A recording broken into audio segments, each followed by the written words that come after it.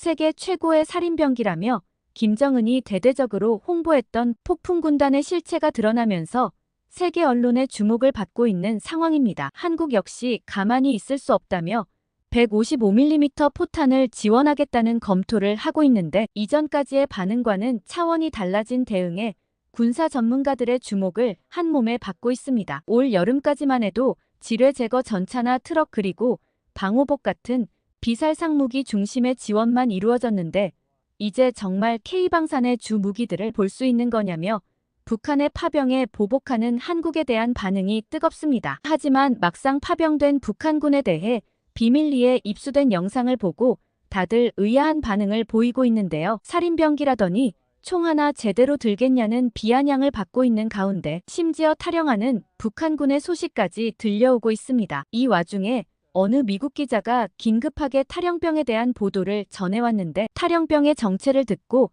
네티즌들은 충격적인 반응을 보이고 있는 상황입니다. 미국 기자들이 사용하는 대형 커뮤니티에 올라온 글로 화제의 내용을 긴급 번역해 알려드립니다. 저는 미국 워싱턴 포스트의 해외 특파원으로 활동 중인 레이첼 블레어입니다. 최근 러시아 우크라이나 전쟁에 대한 취재를 위해 우크라이나에 파견되어 현장을 생생하게 전하고 있어요. 그런데 얼마 전 정말 충격적인 소식을 듣게 되었습니다. 바로 북한이 러시아군을 돕기 위해 대규모 병력을 파병했다는 소식이었죠. 이 소식을 처음 접했을 때 저는 그저 루머일 뿐이라고 생각했어요. 러시아 우크라이나 전쟁이 시작된 이후 양측 모두 타국의 공식적인 군대 파병은 없었습니다. 공식적으로 군대를 파병을 한다는 말은 제3차 대전을 시작하겠다는 것과 다름없는 선언이었으니까요. 무엇보다 미국의 눈치를 볼 수밖에 없는 상황인 거죠. 물론 비공식적으로 용병들이 참전했다는 소문은 있었지만 그것조차 루머일 뿐 어느 누구도 확실하게 말할 수 있는 사람은 없었습니다. 하지만 이번 북한군 파병 소식은 우크라이나 정부의 긴급 속보와 더불어 세계 여러 정보기관의 보고서가 쏟아지면서 사실임이 증명되어 버렸어요. 게다가 북한이 파병한 규모도 무려 1만 명에 달하는 수준이었기 때문에 단순한 병력 지원으로 볼 수 없었죠. 이는 정말 3차 대전이 시작됨을 의미하는 것과 다를 바가 없었습니다. 더욱 충격적인 건 북한과 러시아가 이를 굉장히 오래전부터 준비해왔던 것 같은 느낌을 준다는 점이었어요. 그게 아니고서야 북한군의 파병이 그렇게 빠르게 진행될 수가 없다고 생각이 들었거든요. 미국 정보기관에 따르면 일주일 만에 북한 특수부대가 러시아 함정을 통해 러시아로 이동했다는 정보를 전했어요. 도착하자마자 러시아 군복과 무기를 지급받았고 러시아 측에서 제공한 신분증까지 모두 발급받았다고 해요. 이 모든 것은 굉장히 은밀하고 빠르게 진행되었습니다. 우크라이나의 북한 파병에 대한 소식이 전해지자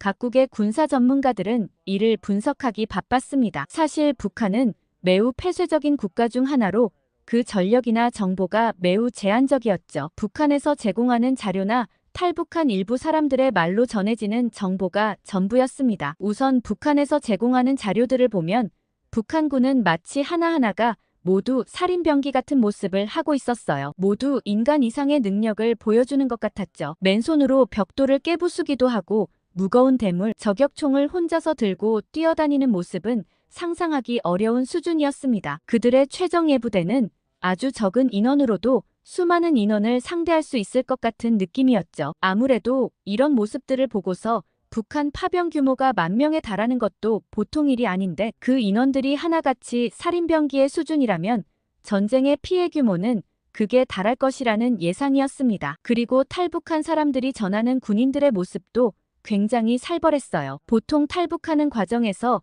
군인들이 뛰어올 때면 어찌나 빠른지 도저히 도망갈 수 없는 지경이라고 해요. 게다가 수영 속도도 빨라 훨씬 앞서가는 배를 다 따라잡는 수준이라고 했죠. 일반 북한의 군인들도 이 정도 수준인데 정예부대라면 정말 우크라이나 군인들은 모두 전멸할 것이라는 우려의 목소리를 냈어요. 이런 소식들을 접한 네티즌들은 이대로라면 러시아가 우크라이나를 장악하겠다는 염려가 높아졌습니다. 그렇다면 러시아의 세력이 더 거세져 혹시나 중국과 북한을 등에 업고 더 큰 계획을 실현하는 것은 아니냐는 공포의 목소리를 내기도 했죠. 저 역시 이 소식을 듣고 큰 충격을 받았어요. 북한군의 참전은 단순히 러시아 우크라이나 전쟁의 판도를 바꾸는 것을 넘어서 세계 평화에 큰 위협이 될 만했거든요. 특히 미국과 서방 국가 그리고 나토에서 어떤 반응을 내보일지 그들의 속보를 주목하고 있었어요. 우크라이나 대통령은 긴급 기자회견에서 세계대전으로 이어지는 것을 막아달라고 읍소하며 국제사회에 큰 경고를 내비쳤죠. 얼마 지나지 않아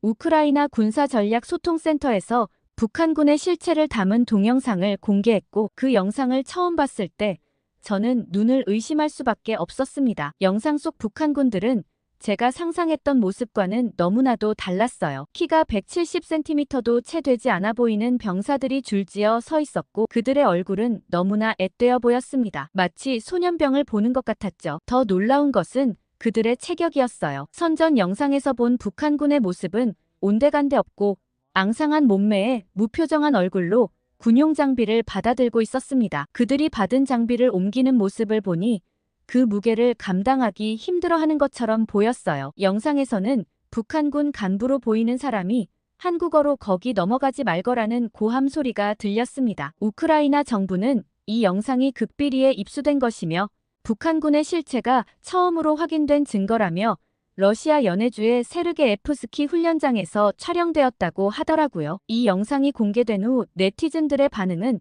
180도 달라졌습니다. 살인병기라더니 밥도 제대로 못 먹고 다니는 비쩍 마른 군인들이 뭘 할 수 있겠냐고 했죠. 북한에서 공개한 보도자료나 탈북민들이 묘사했던 북한 군인들과는 차원이 달랐기 때문입니다. 큰 걱정할 필요 없겠다며 모두들 발뻗고 자라는 식의 비웃는 댓글이 달리기도 했습니다. 그러던 와중 미국에서 함께 파견 온 동료 기자 멜리사에게 연락이 왔어요. 멜리사는 벌써 이 상황을 직접 확인하기 위해 우크라이나 동부 전선으로 갔다는 거예요. 그곳에서 실제 북한군으로 추정되는 인물들을 봤는데 실제로 보니 더욱 허술해 보였다고 하더라고요. 최전방의 우크라이나 군인의 설명에 따르면 북한군들이 러시아군 11공수 돌격여단인 브랴티아 특수대대로 편제되었다고 알려주었어요. 브라티아는 한민족과 외모가 비슷한 몽골계 러시아인들이 사는 지역이라 북한군을 그곳에 배치한 것 같다고 했어요. 멜리사는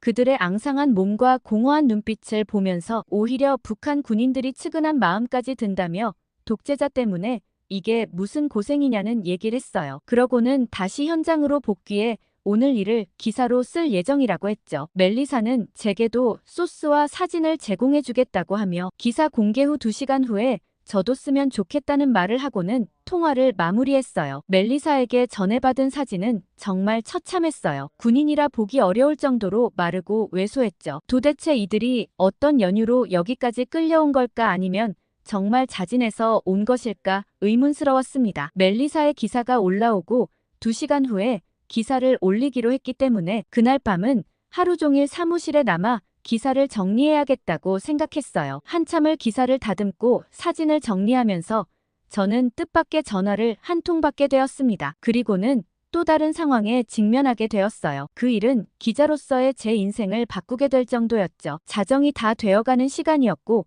갑자기 울리는 전화 소리에 저는 깜짝 놀랐습니다. 보통 이 시간에 걸려오는 전화는 없었거든요. 혹시 급한 일이 생겼나 싶어 서둘러 전화를 받았어요. 그런데 수화기 너머로 들려온 목소리는 전혀 모르는 사람의 것이었습니다. 그 사람은 자신이 중요한 제보가 있어 연락했다고 말했어요. 저는 순간 의아했지만 기자로서의 본능이 발동해 귀를 기울였죠. 그런데 그 다음 말에 저는 깜짝 놀랐습니다. 그 사람은 얼마를 줄 수 있느냐고 물어보는 거예요. 처음에는 황당했어요. 돈을 요구하는 제보자를 만나는 것은 처음이 아니었지만 이렇게 노골적으로 돈 얘기를 꺼내는 경우는 드물었거든요. 하지만 저는 일단 그 사람의 이야기를 들어보기로 했습니다. 그 사람의 말을 듣고 나서 저는 더욱 놀라지 않을 수 없었어요. 그는 자신의 집에 러시아에서 탈영한 북한군을 숨겨주고 있다고 했습니다. 저는 순간 말문이 막혔어요. 이건 정말 믿기 힘든 이야기였거든요. 그 사람은 계속해서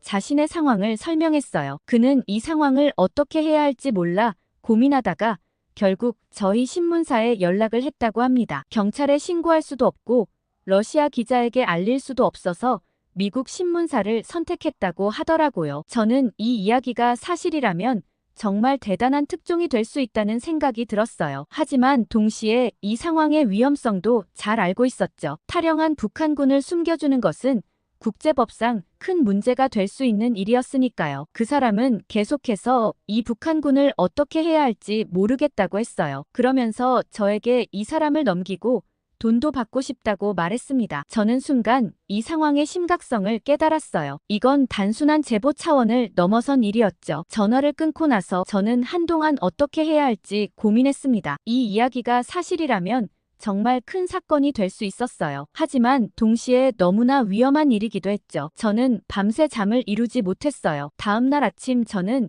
이 일을 직접 확인해 보겠다고 결심했어요. 하지만 상부에 보고하기에는 리스크가 크다는 생각이 들었습니다. 그리곤 며칠간의 휴가를 신청하고 나서 저는 서둘러 짐을 싸고 기자들에게 제공된 이동 루트를 통해 러시아로 이동했어요. 러시아로 이동하면서 저는 이 일이 얼마나 위험한지 다시 한번 생각했습니다. 하지만 동시에 이 이야기가 사실이라면 얼마나 큰 파장을 일으킬지도 상상해 보았어요. 저는 제 직업에 대한 사명감과 책임감을 느꼈습니다. 이동하면서 저는 계속해서 그 제보자의 말을 곱씹어 보았어요. 과연 그의 말이 사실일까? 만약 사실이라면 그 북한군은 어떤 상황에 처해 있을까? 그리고 이 일이 밝혀지면 어떤 일이 벌어질까? 수많은 질문들이 제 머릿속을 맴돌았습니다. 러시아에 도착한 후 저는 제보자가 알려준 주소로 향했습니다. 그곳은 러시아의 외곽 지역에 위치한 평범한 주택가였어요. 전쟁의 흔적이 일부 보이긴 했지만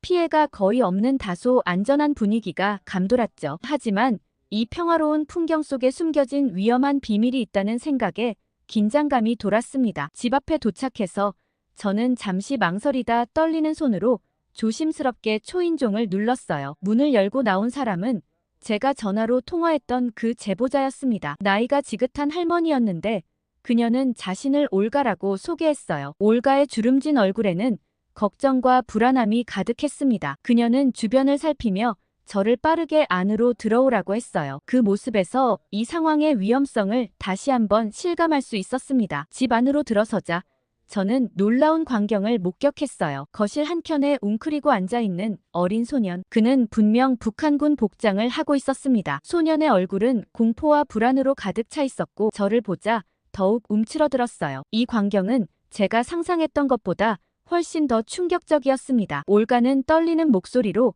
저에게 자초지종을 설명해주기 시작했어요. 며칠 전 밤 그녀가 늦은 시간에 집에 돌아오는 길이었대요. 갑자기 자신의 집 문을 누군가가 거세게 두드리는 소리를 들었다고 합니다. 처음에는 무서워서 멀리 떨어져 몸을 숨기고 조용히 지켜봤다고 해요. 올가의 목소리에서 그때의 공포가 아직도 생생히 느껴졌습니다. 하지만 문을 두드리는 소리가 점점 더 절박해지더니 아무도 없는 줄 알았는지 어린 소년이 무릎을 꿇고 흐느끼고 있었다고 해요. 그 모습에 올가는 조심스럽게 다가갔고 너무나 안쓰러워 보여 울고 있는 소년의 어깨를 톡톡 건드렸다고 했어요. 그 소년에게 여기가 자신의 집인데 무슨 일이냐고 물었답니다. 그때서야 자세히 보니 그 소년은 앳된 동양인 얼굴이었대요. 어두워서 그 소년이 군복을 입고 있다는 사실은 미처 알아채지 못했다고 했어요. 만약 그때 그게 군복인 줄 알았다면 아마 절대 집에 들이지 않았을 거라고 하더라고요. 올가의 설명을 들으며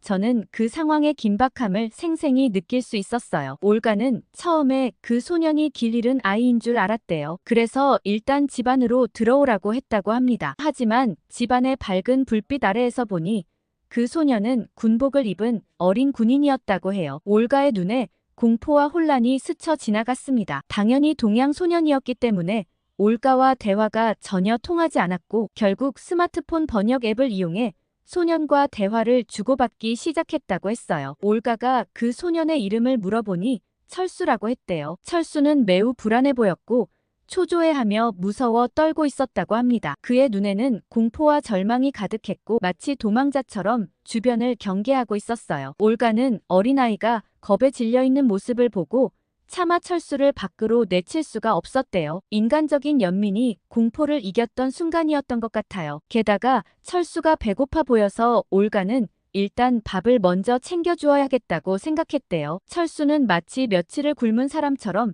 음식을 허겁지겁 먹었다고 합니다. 그렇게 밥을 먹고 나서 올가는 궁금했던 것들을 하나 둘 물어보기 시작했고 그 대화를 듣고 충격적인 사실들을 듣기 시작했다고 했어요. 철수는 사실 정규 군인이 아니었는데 그저 군대에서 자비를 돕던 꼬마였다고 합니다. 주로 배식을 나르며 간간히 배를 채우는 정도였대요. 그런데 북한군에 갑자기 병력이 부족해지자 철수를 포함한 어린 아이들까지 전선으로 보내기로 했다고 해요. 처음에 철수는 절대 가기 싫다고 했대요. 그렇지만 아무 소용이 없었죠. 철수뿐만 아니라 18살도 채 되지 않은 꼬마 아이들이 이번 파병에 많이 강제 징용되었다고 하더라고요. 올가는 철수의 이야기를 들으며 눈물을 흘렸습니다. 아이들이 전쟁터로 끌려가는 모습을 상상하니 가슴이 아팠대요. 철수는 떨리는 목소리로 계속 이야기를 이어갔습니다. 그는 나이든 군인들은 전문적인 군사 훈련을 받은 사람들이었지만 자신처럼 어린 아이들은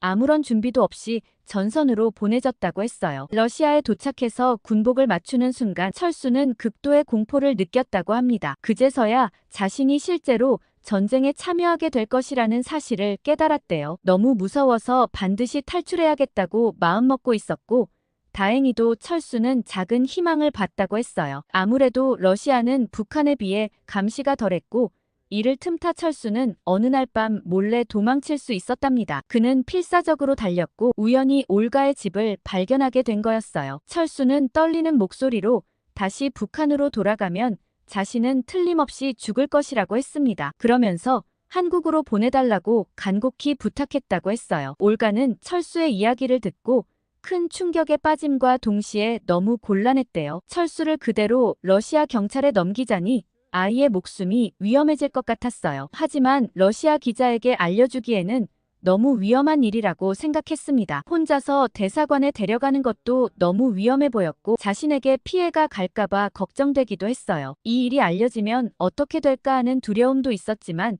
동시에 어린 철수를 마냥 모른 척 할 수도 없었다고 했죠. 저는 처음 이 집에 도착해 철수를 보자마자 이건 정말 특종감이라는 생각이 들었지만 다른 한편으로는 이 일이 얼마나 위험한 상황인지 느꼈어요. 이건 철수와 올가 그리고 저뿐만 아니라 국제사회에 미칠 영향력까지 고려해야 했거든요. 올가는 철수를 바라보며 한숨을 쉬었습니다. 그녀의 눈에는 연민과 걱정 그리고 혼란이 가득했어요. 철수는 불안한 눈빛으로 올가를 바라보며 무언가를 기다리는 듯 했습니다. 이 소년을 어떻게 해야 할지 하루 종일 고민을 했다고 해요. 참 이상하게도 올가는 짧은 기간이지만 철수와 함께 지내며 이상한 감정을 느꼈다고 했어요. 어린 나이임에도 불구하고 철수는 집안일을 굉장히 깔끔하게 해냈대요. 올가는 철수의 꼼꼼한 청소 실력과 뒷정리 능력에 놀라 물어보니 철수는 북한에서 이미 많은 일을 해왔다고 대답했대요. 철수의 부모님 두 분 다 건강이 좋지 않아 생활을 제대로 꾸려나가기 힘들었고 그 탓에 철수가 어린 나이에 돈을 벌기 위해 공공기관이나 군부대에서 온갖 잡일을 도맡아 했다고 합니다. 이런 철수의 모습을 보며 올가는 문득 자신의 아들 생각이 났다고 해요. 올가의 아들은 불행히도 교통사고로 일찍 세상을 떠났대요. 그 후로 올가는 줄곧 혼자 살아왔는데 가엾은 철수를 보면서 올가는 이 아이만큼은 꼭 지켜주고 싶다는 마음이 불쑥 들었다고 해요. 자기도 믿기 어려운 감정이라고 설명했죠. 처음엔 이 아이가 너무 부담스러웠지만 이제는 이 아이를 어떻게든 평화로운 곳으로 보내주고 싶다는 생각이 간절해졌다고 해요. 그러던 중 올가는 미국 기자가 철수를 대사관으로 데려가는 게 가장 안전하다고 생각했대요. 만약 가는 길에 누군가에게 들키더라도 미국 기자인 저를 함부로 대하지는 못할 거라고 했죠. 사실 그게 가장 합리적인 방법이었어요. 만약 러시아 군인이 미국 기자인 저를 어떻게 했다가는 미국이 가만히 있지 않을 게 뻔했죠. 그러면서 올가는 저에게 부탁했어요. 철수를 안전하게 대사관으로 데려가 줄 수 있겠느냐고 간절하게 얘기하더라고요. 사실 저는 잠시 망설일 수밖에 없었어요. 저는 그저 특종을 찾으러 왔었지만 이 두 사람의 얘기를 들으며 마음이 바뀌더라고요. 이건 정말 해서는 안 되는 위험한 일이었지만 한 아이의 인생을 바꿀 수 있는 기회라는 생각이 들었기 때문이죠. 저는 올가의 도움을 받아서 번역기를 통해 철수와 대화를 나누기 시작했어요. 먼저 저는 북한에서 파병된 군인들 중 자진해서 러시아로 가는 사람이 얼마나 되는지 물어봤습니다. 철수의 대답은 충격적이었어요. 거의 없다고 하더라고요. 북한에서 대부분의 사람들은 단지 돈을 벌기 위해 군인으로 일한다고 했습니다. 그들에게 군인이라는 직업은 그저 생존을 위한 수단일 뿐이었죠. 이 말을 들으며 저는 북한의 현실이 얼마나 척박한지 다시 한번 실감할 수 있었습니다. 더 놀라운 것은 그 다음이었어요. 철수는 실제로 전쟁이 일어나지도 않을 것이고 설사 전쟁이 일어나더라도 한국에게 질 게 뻔하기 때문에 아무도 진짜로 싸울 생각은 없다고 했습니다. 그런데 갑자기 러시아로 파병을 가게 되면서 많은 사람들이 억울해하고 속상해한다고 철수는 덧붙였습니다. 그의 목소리에서 분노와 절망이 느껴졌어요. 그렇다면 러시아로 가게 됐을 때 북한군이 얻는 이득이 무엇인지 물어봤어요. 철수의 대답은 예상 밖이었습니다. 이번에 징용되면서 떠나 있는 동안 군 당국이 가족들을 책임지고 보살펴주겠다는 약속만 했다고 했어요. 그러면서 배불리 먹여주겠다며 걱정 말고 최선을 다해 싸우고 오라는 말을 했다고 하더라고요. 하지만 철수는 어른들의 말을 들어봤을 때 러시아로부터 핵잠수함이나 다른 군사 관련 무기를 얻을 수 있을 거라는 얘기가 들려왔다고 했어요. 저는 한 사람의 독재자 때문에 너무 많은 인원이 희생되는구나 싶어 안타까웠죠. 그러다 철수의 개인적인 이야기도 듣고 싶어졌습니다. 그래서 학교는 다녔는지 물어봤어요. 철수는 잠시 침묵했다가 대답했습니다. 그는 학교를 다니다가 사정상 그만뒀다고 했어요. 북한에는 의무교육제도가 있다고 하지만 실제로 이를 따르는 경우는 극히 적다고 했어요. 생계가 곤란한 가정의 자녀들은 무조건 생계를 위해 일을 하러 가야 한다고 하더라고요. 그래서 철수 역시 학교를 제대로 다니지 못하고 일을 하러 다닐 수밖에 없었다고 했죠. 저는 앞으로 어떻게 하고 싶은지 물어봤고 철수의 대답은 단호했습니다. 그는 북한으로 돌아가면 죽을 게 분명하다고 말했어요. 그러면서 자신의 친구에게 있었던 일을 알려주었고 그 이야기는 정말 충격적이었습니다. 예전 학교를 같이 다녔을 때 알고 지내던 친구였는데 남학생 2명이 정치범 수용소로 끌려갔다고 했어요. 사실 그 2명 모두 철수와 비슷한 또래라 도대체 무슨 일로 정치범 수용소에 끌려갔는지 의아해했죠. 알고 봤더니 mp3 플레이어에 한국 노래를 담아 듣고 친구들에게도 들려준 것 때문이었는데 이 학생들의 가족들도 모두 연좌제로 처벌받아 정치범 수용소로 보내졌다는 거예요. 철수는 북한에서 탈북하다 잡히면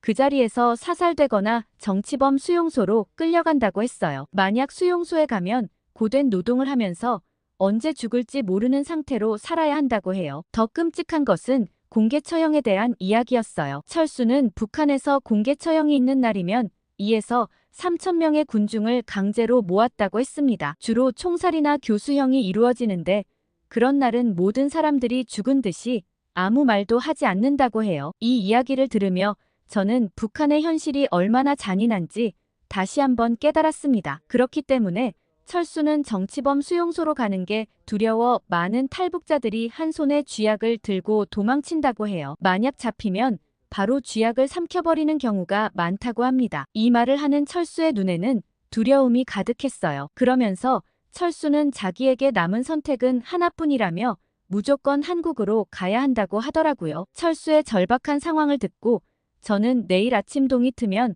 바로 한국 대사관으로 함께 이동하자고 제안했습니다. 대사관에 도착하면 그 다음 절차는 직원들이 알아서 처리해 줄 거라고 철수를 안심시켰어요. 철수의 눈빛에는 여전히 불안과 의심이 서려 있었지만 한국 대사관이라면 반드시 일을 제대로 처리해 줄 거라고 거듭 강조했어요. 우리는 밤을 보내고 다음 날 아침 대사관 문이 열리는 시간에 맞춰 출발하기로 했습니다. 출발 직전 올가와 철수는 서로를 꼭 끌어안았어요. 그 모습을 보며 저는 가슴이 뭉클해졌습니다. 올가는 철수에게 앞으로는 하고 싶은 걸 다 하고 자유롭게 살라고 말했어요. 그리고는 주머니에서 돈을 꺼내 철수에게 건넸습니다. 철수의 눈에 눈물이 고이는 걸 볼 수 있었어요. 그때 저는 올가에게 약속했던 돈을 건네려 했습니다. 올가가 특종을 전제로 제게 요구했던 금액이었죠. 하지만 올가는 고개를 저으며 그 돈을 받을 생각이 없다고 말했어요. 대신 그 돈으로 철수를 안전하게 한국으로 보내는 데 써달라고 부탁했습니다. 저는 올가의 말에 깊은 감동을 받았어요. 정작 나라의 수장들은 전쟁을 일으켜 수많은 사람들의 생명을 위협하고 있지만 정작 국민들은 평화를 갈망하고 있는 게 안타깝더라고요. 밖에는 택시가 도착하는 소리가 들렸고 우리는 서둘러 택시를 탔어요. 철수는 뒷좌석에 웅크려 앉았고 올가가 가져다준 담요로 그를 덮어두었습니다. 택시가 출발하는 순간 저의 심장은 빠르게 뛰기 시작했어요. 전쟁 중이라 그런지 아니면 탈영한 군사들이 많은 건지 평소와는 다르게 검문소가 여러 군데 설치되어 있었어요. 택시가 검문소에 다가갈수록 철수의 숨소리가 거칠어지는 게 들렸어요. 저도 손에 땀이 나기 시작했습니다. 만약 여기서 발각된다면 철수는 물론이고 저와 올가까지 큰 위험에 빠질 수 있었거든요. 검문소 앞에 도착하자 군인이 다가와 차량을 검사하기 시작했습니다. 저는 최대한 침착하게 행동하려 노력했어요. 군인이 제게 신분을 물었을 때 저는 떨리는 목소리를 애써 감추며 미국 기자라고 밝혔습니다. 그 순간 시간이 멈춘 것 같았어요. 군인의 표정을 살피며 가슴을 조이고 있었죠. 다행히 기자라는 걸 밝히고 신분증을 보여주자 큰 의심 없이 지나갈 수 있었고 우여곡절 끝에 우리는 한국 대사관에 도착했어요. 철수는 담요에 푹 둘러싸여 있었지만 여전히 바들바들 떨고 있었습니다. 그의 공포와 불안이 느껴졌어요. 대사관 문을 두드리자 곧 직원이 나왔고 우리를 보고 깜짝 놀라는 표정을 지었습니다. 직원은 우리를 재빨리 안으로 들여보내고 문을 걸어 잠갔어요. 그 순간 저는 안도의 한숨을 내쉬었습니다. 저는 대사관 직원에게 그동안의 자초지종을 상세히 설명했습니다. 직원은 고개를 끄덕이며 경청했어요. 그리고 놀라운 말을 했죠. 안 그래도 지금 이 문제 때문에 대사관이 심각한 상황이라고 했어요. 파병된 북한군 중 탈영하는 사례가 늘어나고 있다고 합니다. 직원은 어제도 밤샘 근무를 했다고 말했어요. 혹시 탈영한 북한군이 대사관을 찾아올까봐 대기하고 있었다고 하더라고요. 하지만 미국 기자와 함께 올 줄은 몰랐다며 뜻밖의 상황이라고 덧붙였어요. 대사관 직원은 앞으로의 절차에 대해 설명해 주었습니다. 여기서 철수의 한국 여권을 만들고 한국으로 갈 거라고 했어요. 한국에 도착하면 국정원 직원의 인터뷰와 판단에 따라 그 다음 거처가 결정될 거라고 합니다. 저는 철수와 함께 한국까지 가고 싶다고 말했어요. 그가 안전하게 한국에 도착하는 걸 직접 확인하고 나서야 마음이 놓일 것 같다고 설명했습니다. 대사관 직원은 걱정할 필요가 없다고 했지만 제가 불안해한다면 얼마든지 동행해도 된다고 허락해 주더라고요. 이제 어느 정도 편안한 분위기가 되자 철수의 표정도 조금은 안정되어 보였고 곧 우리는 대사관 직원과 함께 공항으로 향했습니다. 다행히 대사관 직원의 도움으로 보안 심사를 큰 어려움 없이 통과할 수 있었어요. 그제서야 저는 조금 안도할 수 있었습니다. 대사관 직원은 앞으로 탈영한 북한군이 많아질 것 같다며 공항에 자주 오게 될 것 같다고 말했어요. 그리고 한국에 도착하면 직원이 아마 바로 알아보고 찾아올 거라고 덧붙였습니다. 저는 호기심에 어떻게 알 수 있는지 물어봤고 직원은 여권에 정보가 입력되어 있어서 여권 정보를 보고 바로 찾아올 수 있다고 설명해 주었습니다. 드디어 탑승 시간이 되었고 그렇게 철수와 저는 한국행 비행기에 올랐습니다. 비행기에 오르자 철수는 그제서야 긴장이 풀렸는지 어깨를 축 늘어뜨리며 안도의 한숨을 내쉬었어요. 그리고 저에게 고맙다는 말을 전했습니다. 저는 철수에게 이건 제가 혼자 해낸 일이 아니라고 설명했어요. 처음 그를 구해준 올가와 제가 그리고 대사관 직원이 함께 도와준 결과라고 말했죠. 그 말을 듣자 철수의 눈에 눈물이 고였어요. 그는 북한에서는 한 번도 자신을 위해 이렇게 도움을 주는 어른이 없었다고 말했습니다. 모두가 먹고 살기 바쁘고 자신의 앞길만 걱정하느라 이런 경우는 없었다고 해요. 앞으로 한국에서는 정말 잘 살 수 있을 것 같다고 철수가 희망에 찬 목소리로 말했습니다. 저는 철수의 눈물을 닦아주며 창밖을 바라봤어요. 구름 사이로 보이는 땅을 보며 이제 정말 새로운 삶이 시작되는구나 하는 생각이 들었습니다. 한국에 도착하자마자 정말 대사관 직원의 말대로 검정 양복을 입은 사람이 불쑥 나타나 우리에게 다가왔습니다. 그는 러시아에서 왔냐고 묻고는 자신을 국정원 직원이라고 소개했어요. 그리고 우리와 함께 이동하자고 하더라고요. 그렇게 도착한 곳에서 직원은 저에게 잠시 밖에서 대기해달라고 요청했습니다. 철수와의 인터뷰가 필요하다고 설명했죠. 저는 조금 불안한 마음으로 밖에서 기다렸고 약 1시간 후 두 사람이 다시 밖으로 나왔습니다. 국정원 직원은 이제 철수가 한국 사회 적응을 위해 하나원으로 들어갈 거라고 설명했어요. 저는 한국의 이런 체계적인 시스템에 놀랐고 하나원의 시설이 생각보다 훨씬 좋아서 감탄했어요. 북한 사람들이 목숨을 걸고 넘어오는 데는 분명 이유가 있을 수밖에 없겠다는 생각이 들었습니다. 저는 철수가 지낼 곳을 꼼꼼히 둘러보았어요. 모든 것이 잘 갖춰져 있어 보였고 철수의 얼굴에도 안도의 표정이 깃들어 있었습니다. 이제 제가 할 일은 끝난 것 같았어요. 다시 우크라이나로 돌아가야 할 시간이었습니다. 철수와 헤어지기 전 저는 제 연락처와 올가의 연락처를 종이에 적어 그에게 건넸어요. 언제든 도움이 필요하면 연락하라고 말했죠. 철수는 고개를 끄덕이며 감사의 눈빛을 보냈습니다. 이 글의 철수는 현재 한국 하나원에서 생활을 하고 있고 철저한 보안을 위해 가장 흔한 이름을 사용했어요. 제가 이 글을 인터넷에 공개하는 이유는 북한의 비인간적인 실태와 전쟁의 잔혹함을 알리기 위해서예요. 얼른 전쟁이 마무리되고 평화로운 날들이 이어지기를 기원합니다. 미국 기자로부터 전해온 사연 어떻게 들으셨나요? 전쟁으로 참혹한 상황에서도 믿기 어려운 일들이 하나 둘 이어지고 있는데요. 하루빨리 전쟁이 마무리되고 모두들 평화로운 일상으로 돌아가기를 바랍니다. 오늘 사연에 대한 댓글 많이 달아주시고 구독과 좋아요 꾹 눌러주세요. 감동 필름이었습니다.